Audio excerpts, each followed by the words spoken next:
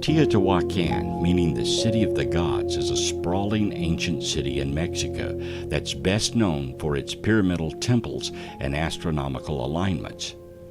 Built more than 2,000 years ago, Teotihuacan's age, size, and complexity can make it seem otherworldly. Scientists suspect that over centuries, a mix of cultures, including Maya and Mixtec, built the city that could house more than 100,000 people. With its murals, tools, transportation system, and evidence of advanced agricultural practices, Teotihuacan is often considered much more technologically developed than should have been possible in pre-Aztec Mexico. By far the most well-known of Teotihuacan's buildings is the massive Pyramid of the Sun, one of the largest such constructions in the Western Hemisphere. The pyramid's curious alignment is believed to be based on calendrical cycles. What inspired them to build this? Could it have been an alien intervention?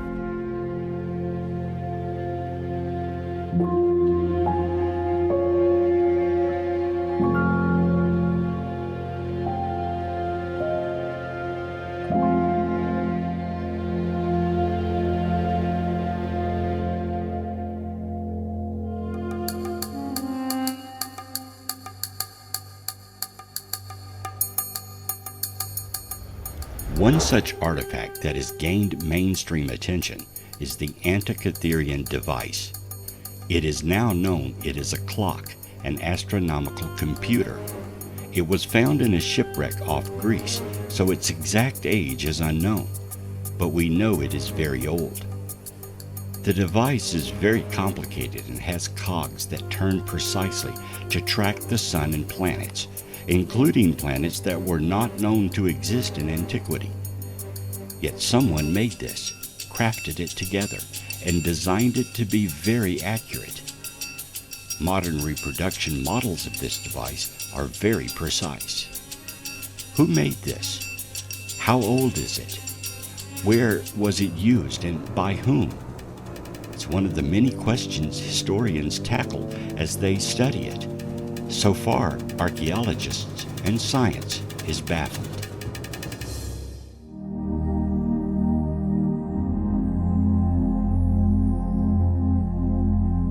A huge circle of stones, some weighing as much as 50 tons, sits in the English countryside outside Salisbury.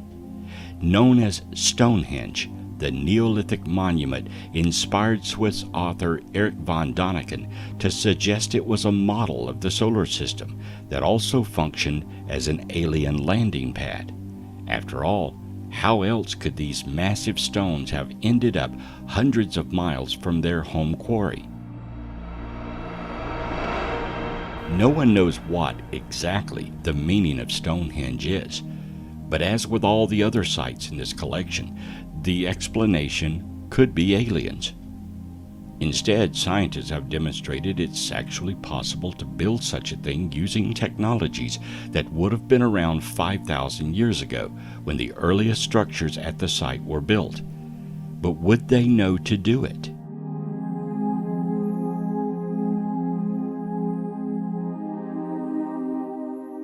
It appears as though the stones are aligned with solstices and eclipses, suggesting the Stonehenge builders were at least keeping an eye on the heavens.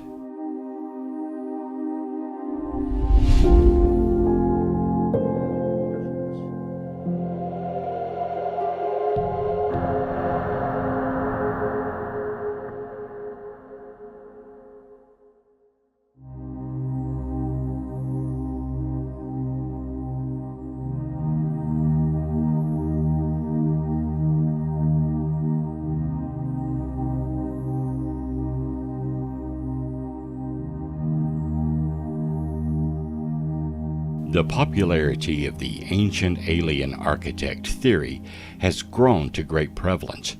This popularity must be mostly attributed to the televised phenomenon of shows such as History Channel's Ancient Aliens. Some sources of information on the topic are found on websites such as theancientalien.com. and archaeology books like Graham Hancock's Fingerprints of the Gods and Andrew Collins' Göbekli Tepe, Genesis of the Gods. No matter the popularity of the theory, it is indeed extraordinary. The belief in the ancient alien architect theory defies all bounds of modern scientific knowledge, rejecting traditional accepted requirements for a legitimate scientific theory sometimes. There is no physical or historical proof that provides definitive evidence to support the theory, and yet it holds. No matter your personal opinion on the theory, it is undeniably rampant, controversial, and extraordinary, and it may very well be true. For those who hold stock in the ancient alien architect theory, explanations abound. For example, at the time at which so many of the ancient monuments in question were built, our perception of the necessary technology was not invented. This begs the question as to how our ancestors managed such a feat. Additionally, many of the monuments, Egyptian pyramids, Easter Island heads, etc., have curiously precise alignments with the stars and patterns of the sun. Without telescopes or geometric equipment, this type of precision seems highly unlikely for humans to muster on their own.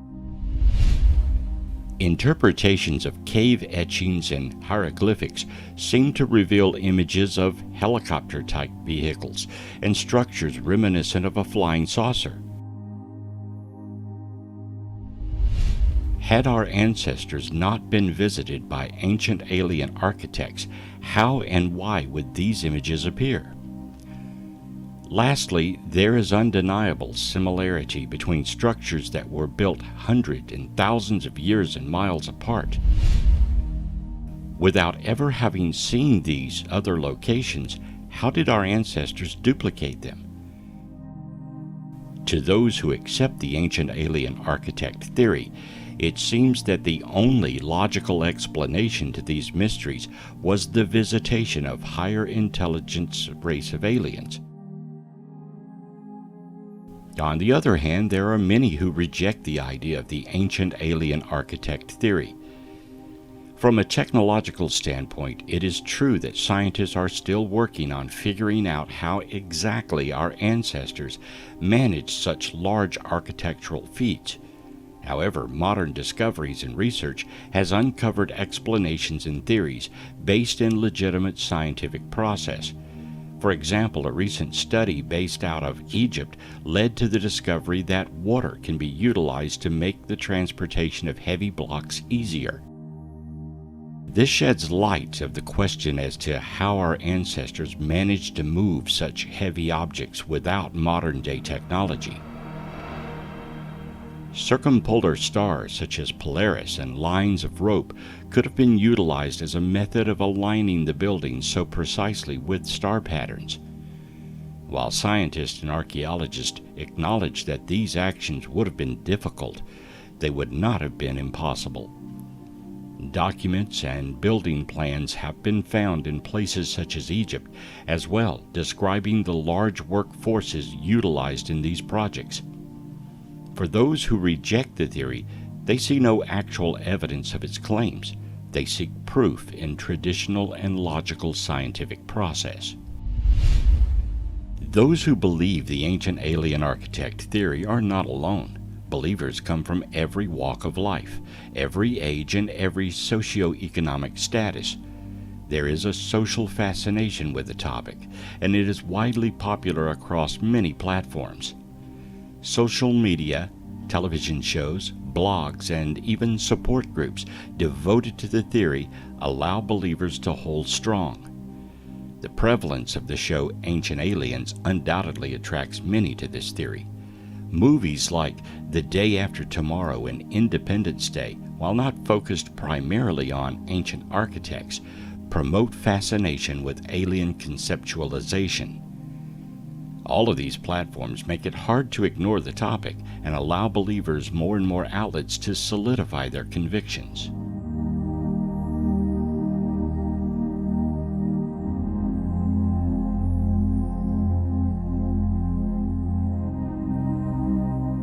When considering the psychological explanations that may account for belief in such a theory, a few come to mind. Ad ignorantum refers to the idea that something must be true if it's not proven false. And this is key in the mind of a believer. Instead of saying, "Let me show you proof," they instead say, "Show me proof this isn't true." Hasty generalization is key as well. Jumping to a conclusion based off insufficient evidence is found in nearly every claim within the ancient alien architect theory. This ties in with the slippery slope ideas as well. A small idea is conjectured, and instead of analyzing or trying to disprove it, the idea snowballs into an entire theory. For example, when considering the issue of how the pyramids were built, some argue that hieroglyphics found on site resemble helicopters. A believer assumes this to mean that a helicopter-type vehicle was present, and since humans did not have that kind of technology, they then assume that an extraterrestrial visitor must have brought it. And so if they were present, they must have been helping with the construction of the seemingly impossible pyramid construction. Instead of accepting alternate explanations, a generalized theory is created and seemingly explains the mystery. These psychological explanations account for why so many fall into this belief pattern. It seems nearly impossible to reject an idea when everything seemingly fits. The characteristics of pseudoscience are tricky and can make almost any issue believable. Humans seek explanation and the comfort of understanding. When tackling an issue such as those ancient marvels, it is natural to search for any explanation, because it defies what we see as possible. This is where the ancient alien architect theory gains so much attention, and how it continues to spread. Just outside Cairo in Giza, the most famous of Egypt's pyramids rise from the desert.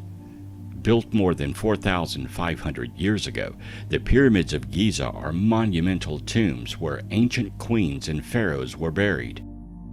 But how exactly did the Egyptians build these things? The Great Pyramid is made of millions of precisely hewn stones, weighing at least 2 tons each.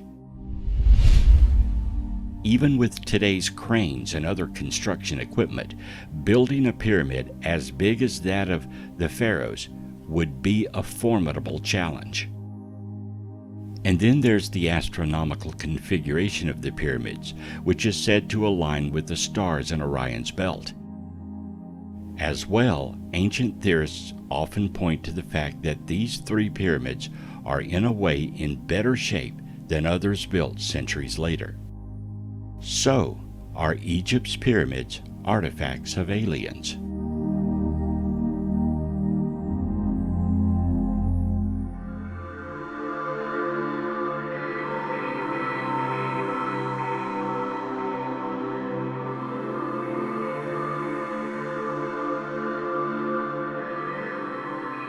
Today, you can find just about any place with a quick Google search. But in times past, to get from here to there, you needed a map. Maps have been used to chart every point known around the globe. The more accurate, the better the map. And when trusting your life to the sea, you wanted the best map you could get. So when you went there, you didn't end up somewhere else. In 1513, a trip to the New World was all the rage, and accurate maps were needed to get to this newly founded land. Enter Piri Reis, a cartographer. Piri Reis served in the Turkish Navy, for which he held the rank of admiral. He used 20 different maps and charts as his source documents to create what today is called the Piri Reis map. 8 of them were palimpsest maps, maps of the known world according to the 2nd century Hellenistic or Greek society. 4 were Portuguese maps. 1 was an Arabic map, and 1 was drawn by Christopher Columbus himself. It was considered a very accurate map. But here is where the map gets weird.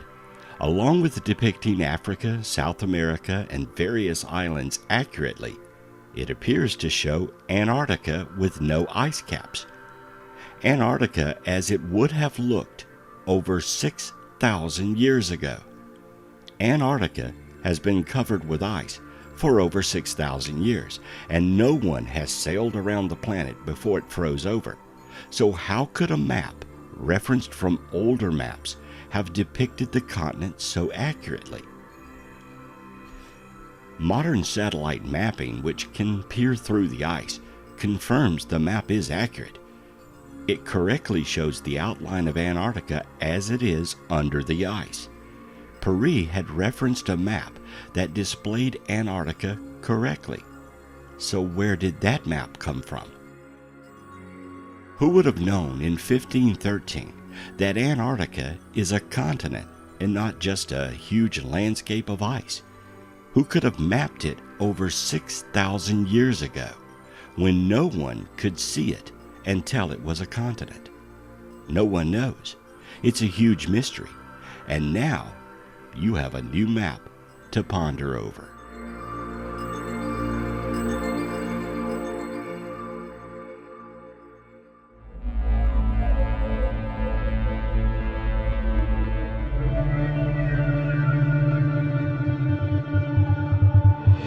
A less ancient discovery, but very important to modern culture, is the famous Shroud of Turin. The shroud is said to be an ancient cloth that covered the body of Jesus Christ when he ascended from his tomb. The power of his ascension caused an image of his body on the cloth.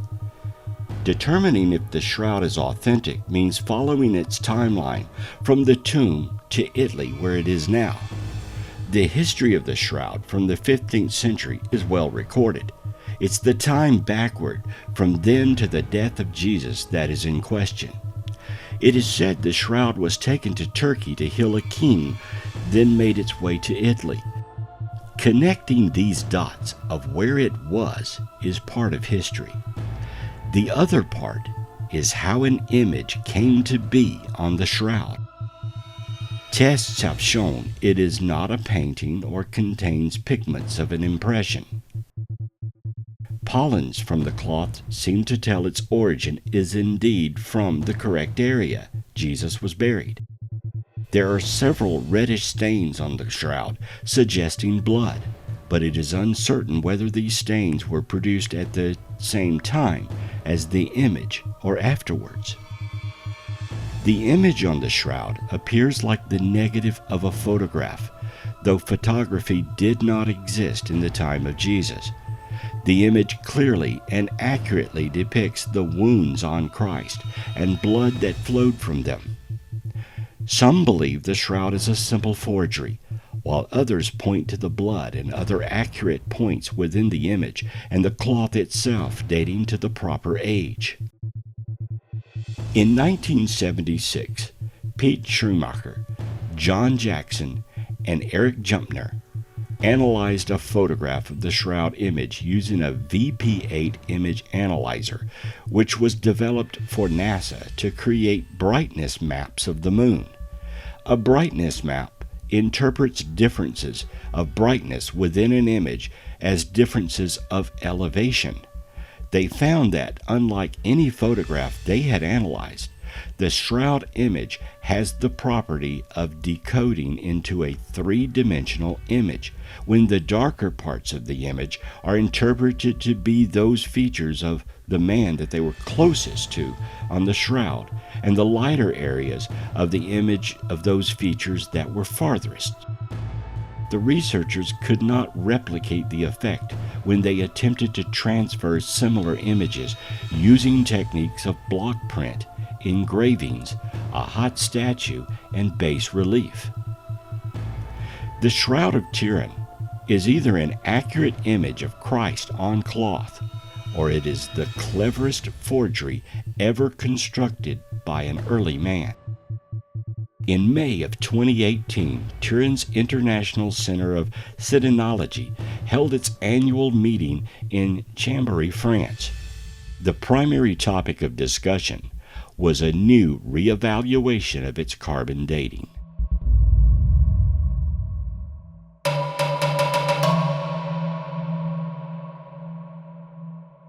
Giant walls are built to keep people out, or keep people in. They are barriers, usually built for political reasons to hold off an invading army or group of unwanted people.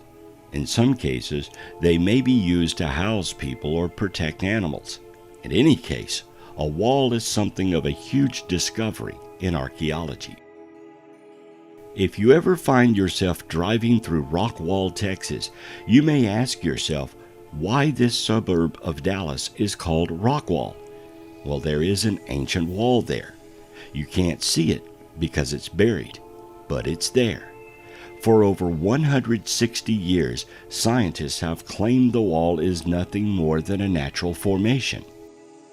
Most people living in Rockwall, Texas, do not even know that their city is named after an ancient rock wall city, complete with a skull of a giant that was found while some people were digging a well looking for water a long time ago. The wall is an almost perfect rectangle, 4 miles wide and 7 miles, encompassing more than 20 square miles long, with most of the wall being buried. The top of the wall, at all outcroppings found to date, have a uniform elevation of 550 feet above mean sea level. Mary Patty Wade Gibson is the granddaughter of T.U. Wade, founder of the wall at the Rockwall County Historical Foundation. She described the additional digging her grandfather and other men did at the home site. In her description were cubicles or rooms constructed of stone which you could walk through and would reach a corridor which seemed to run in a direction into the hill that the town square sits upon. She told of an incident in 1906 of 2 unidentified men digging out the corridor which had apparently been filled with erosion.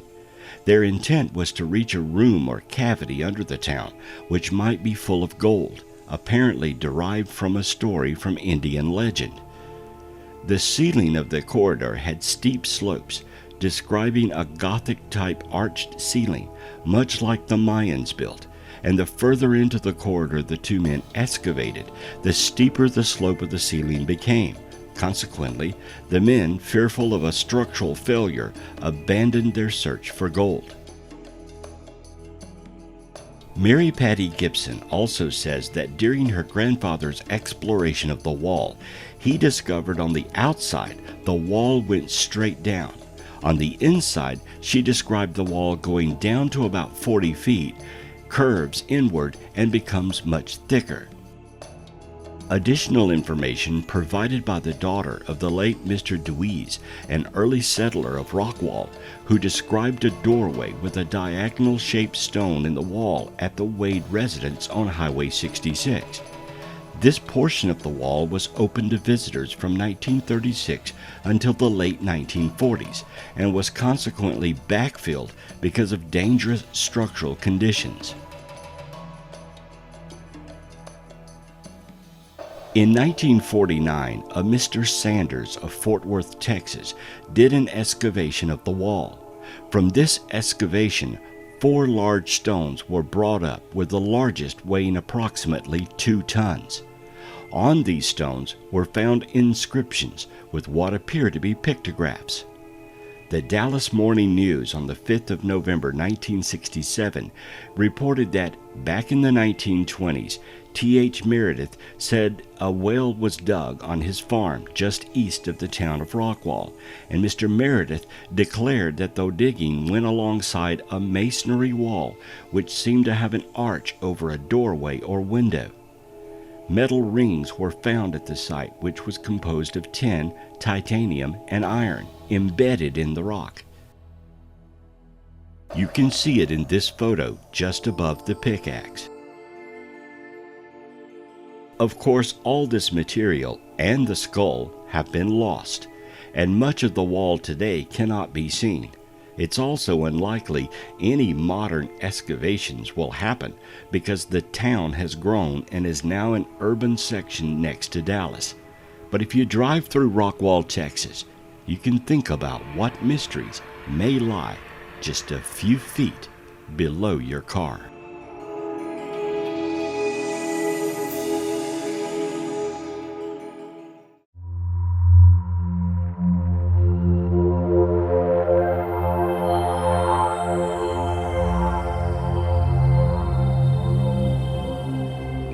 Searching for alien artifacts on the moon is possible. If there was alien technology in the solar system, this is a good place to look because the lunar surface is relatively stable. We search right here on Earth for artifacts in the genomes of terrestrial organisms. This might be as simple as a message uploaded into the DNA sequence of a microbe. Human scientists now do this all the time. Or in the existence of a shadow biosphere, implanted here, say 100 million years ago. However, there is a risk that we might not even recognize alien life or technology if we discovered it.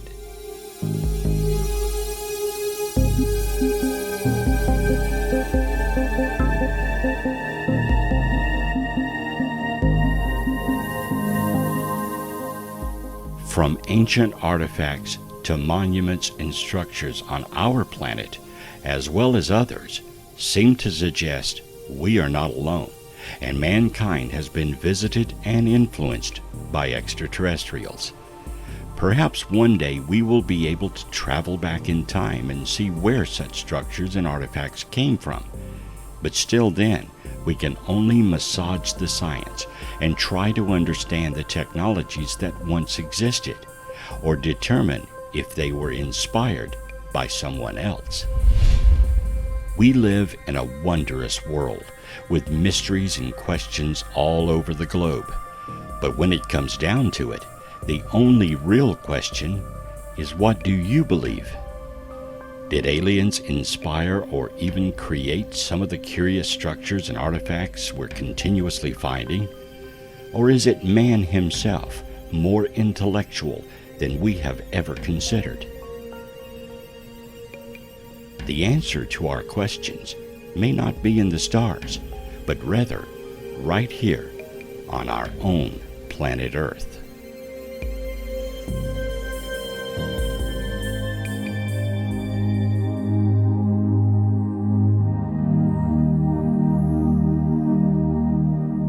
Outside the old Inca capital of Cusco, a fortress rests in the Peruvian Andes.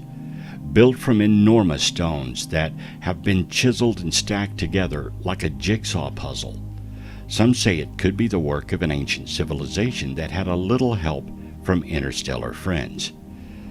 The 1,000-year-old interlocking fortress walls are made of rocks that weigh as much as 360 tons each, and which were carried more than 20 miles before being lifted and fit into place with laser-like precision. How an ancient culture accomplished such a feat of engineering is a little problem to solve. In fact, it isn't the only example of this intricate masonry.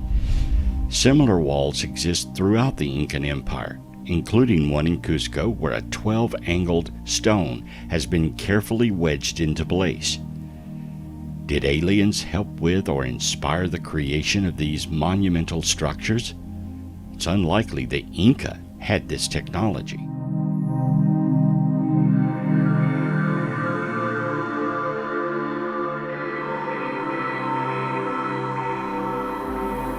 Is the truth out there? When astronomers peer out into deep space in search of alien technology, they're often looking for big objects, such as a Dyson sphere, a theoretical Death Star-style space station built around a star to harvest its energy. A civilization capable of building a Dyson sphere would have to be highly advanced, because it would take decades or even centuries to build such a structure.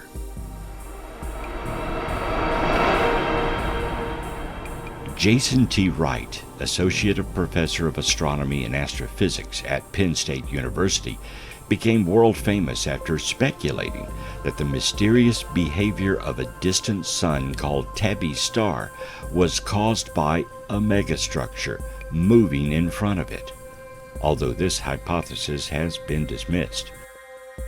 The idea that we should look scientifically for evidence of alien technology in the solar system goes back to Ronald Bracewell in 1960. Although, of course, people have speculated about Martians and such for centuries, he said just 100 years ago it was totally reasonable for scientists to discuss the possibility of technological life on Mars. In the 60s, the Mariner probes showed that the Martian surface has no obvious signs of large technology, and so people assumed it, and the rest of the solar system, must not have any sort of technology on it at all. But no one has put scientific numbers to that assumption. How much of the solar system have we checked? Sure, we could rule out the existence of big cities on nearby planets, but what about smaller things? How long would something last on the surface before we would not recognize it as technological? The search for bigger structures out in space requires a different strategy. Finding artifacts outside the solar system is a whole different matter. In that case, we would not be looking at images of things, but perhaps for the heat it gives off, or its shadow as it passes in front of a star. These sorts of artifacts would have to be tremendously huge, bigger than Earth, for us to even notice them. Space is large. So if we find something around a star 1,000 light years away, our radio waves haven't even gotten to them yet.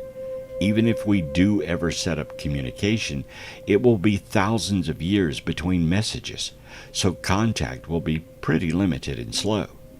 However, Wright does believe that if we do find signs of an alien civilization, then it's probably still alive.